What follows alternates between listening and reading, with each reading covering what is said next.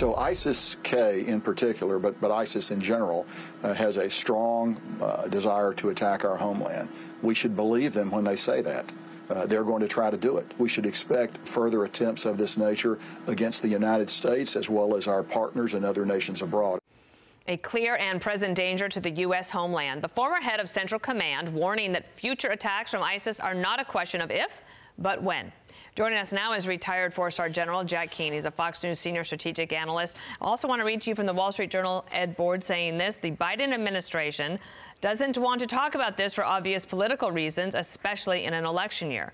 All the more so when the porous southern U.S. border could be an avenue for terrorist infiltration, but it doesn't enhance U.S. safety to hide the truth. General, your thoughts on it all? Yeah, well, there's no surprise here for the Biden administration because President Biden and his advisors were told by the entire military chain of command, from the on-scene commander in Afghanistan all the way to the Secretary of Defense, and to include his CIA director, that it's likely if we pull our troops out, sanctuaries will form, particularly with ISIS, to a lesser degree with al-Qaeda, and we could be facing future attacks. There were 6 NATO nations, Dana, that were in Afghanistan with us at the time. We had 2,500 troops. They had a cumulative of 7,000 troops. Every one of those nations wanted to stay, not to support the United States and make them feel good, because they were worried about their own national security. And now we see ISIS attacking into Europe as far away as Moscow, and certainly those nations in Europe are target one, as well as the United States homeland. And that should give us definite pause and concern about going forward. I can understand why Putin would want to blame the Ukrainians for this attack that ISIS-K is taking responsibility for. But why is it just tell me, in Putin's mind, like, is he also worried about ISIS-K? No, I don't think he's all that concerned about ISIS-K. What he really is concerned about is Ukraine.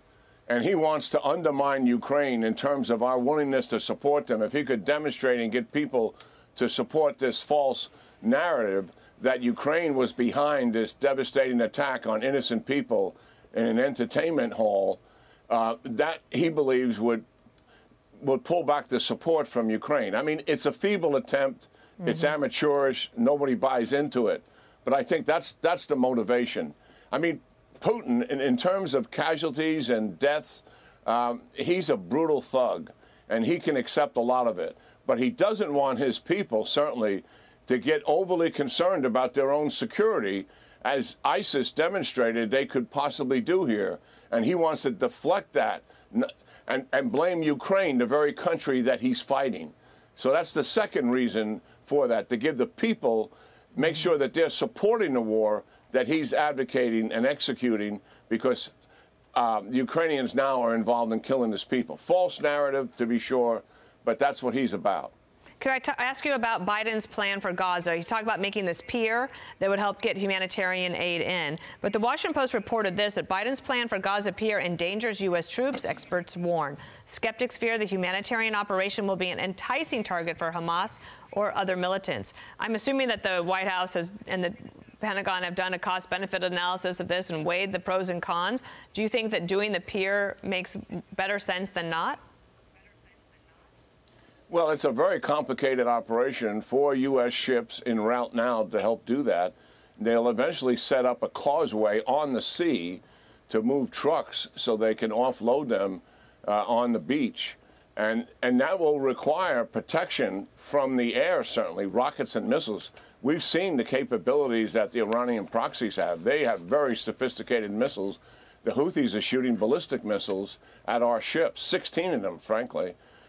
Very significant capability. They can move those missiles around. So we'll need an Aegis cruiser out there to defend, and then we have to defend an attack from the sea, an attack from underneath the sea. So we'll have to have other security folks like SEALs, let the military decide who's going to do this, and then the IDF will have to provide some security.